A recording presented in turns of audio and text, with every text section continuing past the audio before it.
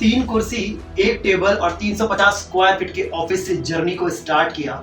2002 में जब इस दुनिया से चले गए तो 2.9 बिलियन डॉलर की इंडस्ट्री को खड़ा कर दिया। बिजनेस सेंस ऐसा कि अपने ही माल को एक दिन खुद को ही बेच दिया। यमन की करेंसी रियान को पिघलाकर एक दिन सेल कर दिया और तो और अपने जीवन में, अपने शुरुआती जीवन में कचौरी बेचने से लेकर पेट्रोल पंप तक के पर इन्होंने काम किया। जी हाँ, इस देश में जब बच्चा बड़ा होता है तो उनके नाम की मिसालें दी जाती हैं। जी हाँ, मैं बात कर रहा हूं धीरूभाई अंबानी जी की। Yes, Dhiraj Lal Hirachand Ambani full name. Well, मैं रिकमेंड करूंगा धीरूभाई अंबानी जी की इस केस स्टडी को पूरा देखिए। आज आप और हम इनके बिजनेस माइंडसेट और कैसे एक चाट पकौड़ी और पेट्रोल पंप के काम करने वाली शख्सियत इतनी बड़ी इंडस्ट्री को खड़ा करके चले गए।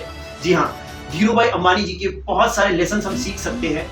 Well, my name is Ankit Vijay. I'm India's first rising entrepreneur, mindset, business, and relationship makeover mentor.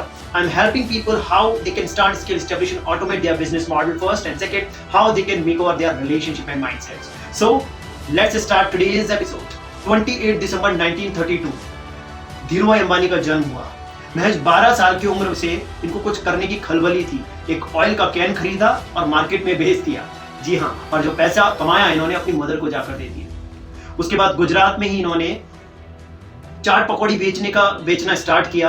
एक बार एक शख्स ने कहा इनको कि दिखने में ठीक ठाक घर से हो, इतना छोटा काम क्यों कर रहे हो। इतनी छोटी उम्र में आंसर सुनिए धीरूभाई अंबानी का। कहा, काम कोई भी छोटा और बड़ा नहीं होता। मैं 16 साल की उम्र में यमन चले गए और यमन में पेट्रोल पंप पे भी काम किया इन्होंने। अब कमाल की बात सुनिए, इनका बिजनेस माइंडसेट किस तरह से डेवलप हो रहा था। शुरू से इनमें दिख गया था कि ये कुछ बड़ा करने वाले। सपने इतने बड़े थे कि पेट्रोल पंप पे काम करते थे, पर अपने साथ में जो काम करते थे उसको बोलते थे कि एक दिन में मेरे खुद के पेट्रोल पंप हुआ होंगे, एक समय ऐसा आएगा। और इनके साथ में काम करने वाले बोलते थे अपने काम पर फोकस करो। हंसी उड़ा दिया करते थे इनकी। जितने भी काम करने वाले पेट्रोल पंप पे थे वो 25 पैसे की चाय पीते थे और ये 1 रुपया खर्च करते थे चाय में। जानना चाहते हैं क्यों? ये एक बड़े होटल और रेस्टोरेंट में जाकर चाय पिया करते थे। पूछिए क्यों? इनका मानना था और इनको सीखना था कि कैसे ये बड़े लोग इतना पैसा कमाते हैं। और ये चाय पीने के बहाने वहां पे जितने लोग आते थे उनकी बातों को सुना करते थे। वहां से इन्होंने कह सकते हैं अपनी MBA की डिग्री हासिल की। कैसे बिजनेस किया जाता है, कैसे बात की जाती है, कैसे नेटवर्किंग की जाती है, एक्चुअल में बिजनेस सेंस होता क्या और कैसे बड़े लोग इतना पैसा कमाते हैं। जी हाँ, यमन की करेंसी रियान गायब होने लगी थी। वहां से इनको बिजनेस अपॉर्चुनिटी दिखी और इन्होंने उन करेंसीज के लिए वहां के लोगों को कहा मुझे दे दीजिए। वहां की गवर्नमेंट को भी समझ में नहीं आया कि ये एक छोटा सा बच्चा ये करेंसी क्यों ले रहा है। कमाल की बात सुनिए, इन्होंने उस करेंसीज को लोगों से लिया और उसको पिघलाकर उसको ब्रिटिशर्स को बेच दिया। जी हाँ, और जो रकम इनको मिली वो उस सिक्के की वैल्यू से ज्यादा थी। जी हाँ, इस तरह का बिजनेस माइंडसेट इनका हमेशा से रहा। 1958 में वापस इंडिया आ गए अपनी वाइफ कोकिला बेन के साथ। मुकेश अंबानी बहुत छोटे से थे एंड अनिल अंबानी अभी इस दुनिया में आए ही नहीं थे। जी हाँ, उनकी वाइफ प्रेग्नेंट थी। गुजरात ये पहुंचे। गुजरात में ऑटोमोबाइल का बिजनेस इन्होंने स्टार्ट किया। वहां पे इनके फ्रेंड ने इनको एडवाइस किया। वो कीमत पहचान चुके थे अंबानी जी की और उन्होंने कहा कि आपके सपने बहुत बड़े हैं, आप बहुत कुछ बड़ा अचीव करना चाहते हैं, आप बड़ी सिटी में मूव करिए। और ये बात अंबानी जी को बिल्कुल परफेक्ट लगी और वो मूव कर गए मुंबई की तरफ। आज हर एक इंडिया के शहरों और गाँव में बहुत सारा टैलेंट है। मैं कहना चाहूंगा कि अगर आपके पास टैलेंट है, आपके पास स्किल्स है और आपके पास एक जबरदस्त आइडिया है और आप उसको अचीव करना चाहते हैं, उसमें कुछ मैसिव रिजल्ट्स, और आपको लगता है कि जहां पर आप हैं वहां पे आपके आइडियाज और स्किल्स की वैल्यू नहीं है, एग्जीक्यूशन नहीं कर सकते हैं, मूव कर जाइए एक ऐसे प्लेस पे जहां पे आपको एक्सपोजर मिलेगा, उस आइडिया को एग्जीक्यूट आप कर पाएंगे। इमीडिएटली एक्शंस लीजिए। जी हाँ, ये एक बहुत बड़ा लेसन हमें इस जर्नी में मिल रहा है। आगे बढ़ते हैं। एनीवेज, मुंबई में 350 स्क्वायर फीट के एक ऑफिस से उन्होंने अपनी जर्नी को स्टार्ट किया एंड कमाल की बात ये, एक टेबल, एक फोन और 3 कुर्सियों के साथ ये ऑफिस की जर्नी को उन्होंने स्टार्ट किया। रिलायंस स्टैब्लिश हुआ एंड बिजनेस पार्टनर जो थे इनके वो थे चंपक लाल दमानी जी। अब चंपक लाल दमानी जी और धीरूभाई अंबानी दोनों की सोच में दिन रात का अंतर था। एग्रेसिव बिजनेसमैन थे धीरूभाई अंबानी जी, वाइल चंपक लाल दमानी जी थोड़े से स्लो मूवर्स थे। एंड ये बात का अंदाजा आप इस स्टोरी से लगा सकते हैं। एक बार यान कि रेट इंक्रीज होने वाली थी और इस बात का अंदाजा अंबानी जी को लग चुका था और उन्होंने दमानी जी को कहा कि हम इसका स्टॉक करते हैं और मोटा पैसा कमाएंगे एक टाइम के बाद। पर दमानी जी रिस्क टेकिंग अप्रोच उनकी नहीं थी और उन्होंने पुश किया कि नहीं हम ऐसा नहीं कर सकते हैं, बहुत बड़ा रिस्क हो जाएगा ना। जानते हैं अंबानी जी ने क्या किया? अंबानी जी ने उस सारे माल को खुद ही खरीद डाला। बिजनेस सेंस देखिए। और कुछ टाइम बाद जब यान के प्राइस और ज्यादा इंक्रीज हो गए तो उस माल को बेच दिया और उसके बाद अपने बिजनेस पार्टनर दमानी जी को उन्होंने ये बात इन्फॉर्म किया। और कमाल की बात यह, उसके बाद उन्होंने एक स्टेटमेंट दिया दमानी जी को कि अगर आपको बिजनेस करना नहीं आता तो बहुत ज्यादा इंटरफेयर मत करिए। 1971 गवर्नमेंट की स्कीम लॉन्च हुई, पॉलिस्टर भेजो नायलॉन मंगवाओ, और 60% से ज्यादा एक्सपोर्ट इनके थ्रू किया गया। इनके लिए बहुत ज्यादा नेगेटिव कमेंट्स भी किए गए कि गवर्नमेंट में इनकी बहुत अच्छी नेटवर्किंग है और गवर्नमेंट बॉडीज में बहुत जान पहचान है, इसलिए इनके हिसाब की स्कीम्स को लेकर आया जाता है।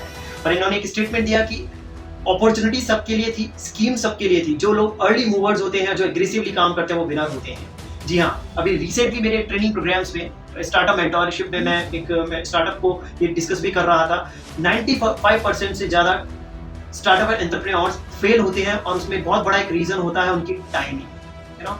सो आप किस स्पीड से चीजों को कर रहे हैं वो बहुत मैटर करता है, जो भी आप आइडियाज पे काम कर रहे हैं। एनीवेज, आगे बढ़ते हैं। 1978 विमल लॉन्च हुआ।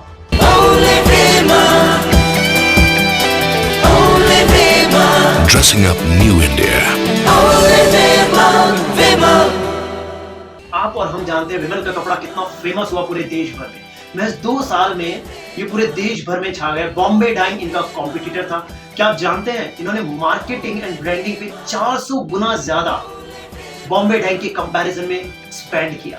महज 2 साल में आप जानकर आश्चर्य करेंगे, 20,000 से ज्यादा रिटेल आउटलेट इनके खुल गए, 20 से ज्यादा कंपनी आउटलेट खुल गए और 1,000 से ज्यादा फ्रेंचाइज आउटलेट इनके ओपन हो गए। इस तरह के एग्रेसिव पर्सनैलिटी धीरूभाई अंबानी जी रहे।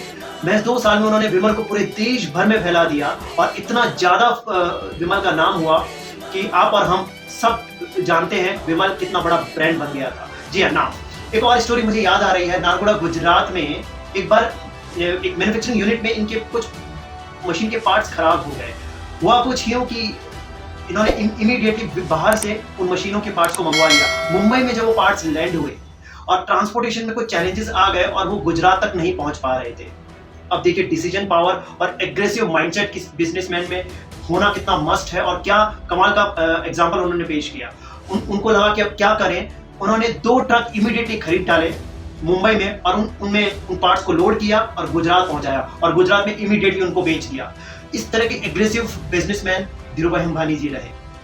महज 10 रुपए में इनका IPO लॉन्च हुआ और आज भी कहा जाता है कि इनके शेयर प्राइसेस बहुत इंक्रीज हुआ और काफी लोगों ने काफी हद तक पैसा कमाया इनके शेयर्स को सेल करके और काफी लोगों ने अपने बिजनेसेस को एस्टेब्लिश किया इनके शेयर्स को सेल करके। काफी लोगों ने अपने बड़े पर्सनल एक्सपेंसेस को भी पूरा कर पाए। जी हाँ, जाते जाते धीरूभाई अंबानी जी कुछ ऐसा इस देश को देकर चले गए जिसका आज आप और हम सबको बहुत ज्यादा फायदा हो रहा है। जी हाँ, बात कुछ 2002 की है जब पैरालिसिस उनको आ चुका था और एक लास्ट स्टेज पर ही कह सकते हैं धीरूभाई अंबानी जी थे। मुकेश अंबानी और अनिल अंबानी उनके रूम में एंटर करते हैं और बोलते हैं, पापा हम टेलीकॉम इंडस्ट्री में उतर तो रहे हैं पर क्या हम सरवाइव कर पाएंगे? इतना हाई कंपटीशन मार्केट है, ऑलरेडी काफी कंपनीज ऑलरेडी एस्टेब्लिश है ना। धीरूभाई अंबानी जी का रिप्लाई सुनिए। वो बोलते हैं, अनिल अंबानी बेटा एक बात बताओ, इस देश में सबसे सस्ता कम्युनिकेशन का वे क्या है? अनिल अंबानी जी शॉक्ड हो जाते हैं और सोचने लगते हैं और कुछ टाइम बाद रिप्लाई करते हैं, पोस्टल कार्ड। धीरूभाई अंबानी जी बोलते हैं, जिस दिन इस देश में पोस्टल कार्ड से भी कम कीमत में लोग फोन पर बात करने लगेंगे उस दिन टेलीकॉम इंडस्ट्री में तुम्हारा राज हो। और ये कहकर उन्होंने कहा, जाओ कर लो दुनिया मुट्ठी में। ये बात सुनकर मुकेश अंबानी और अनिल अंबानी शॉक्ड हो गए और उन्होंने कहा, वाह आपने तो टैगलाइन भी दे दी। जी हाँ, 15 रुपए की कॉल 15 पैसे में मिलने लगी थी उस टाइम पर।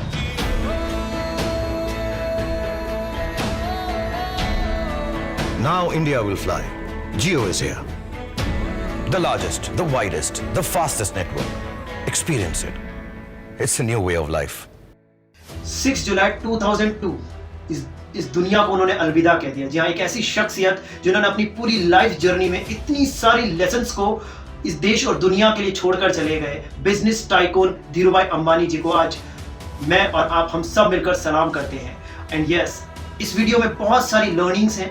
अगर आपको लगता है कि वीडियो में कुछ इन्फॉर्मेशन है जो एक स्टार्टअप और एंटरप्रेन्योर एक इंसान अपनी लाइफ में अडॉप्ट करके आगे बढ़ सकता है, तो जी हाँ, शेयर कर दीजिए उस हर एक शख्स को।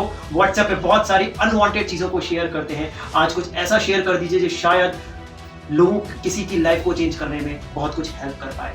Facebook, WhatsApp, other social media पे अपने कनेक्शंस में इस लिंक को जरूर से शेयर करिए। सो एलॉन मस्क की केस स्टडी, रतन टाटा जी की केस स्टडी, स्विगी की केस स्टडी, इनफैक्ट अभी रिसेंटली जेफ बेजोस की केस स्टडी, बहुत सारी केस स्टडीज और बिजनेस ग्रोथ, बिजनेस ऑटोमेशन से रिलेटेड, माइंडसेट, रिलेशनशिप से रिलेटेड बहुत सारे वीडियोस इस मेकिंग्स फॉर यूट्यूब चैनल पे आपको मिल रहे हैं और मिलने वाले हैं फ्यूचर में। अगर आपने अभी तक इस चैनल को सब्सक्राइब नहीं किया, कर लीजिए। एंड यस, बेल आइकन भी प्रेस कर दीजिए जिससे आपको नोटिफिकेशन टाइम पर मिल पाए। एंड कमेंट बॉक्स में मुझे जरूर लिखकर बताइए आप किस शख्सियत के बारे में आगे की स्टडीज सुनना चाहते हैं। जी हाँ, एंड यस, अगर आप और हम धीरूभाई अंबानी जी से प्यार करते हैं तो जरूर कमेंट बॉक्स में धीरूभाई अंबानी के साथ में एक हार्ट जरूर डालिएगा। So do take care of yourself and yes, be safe from Covid.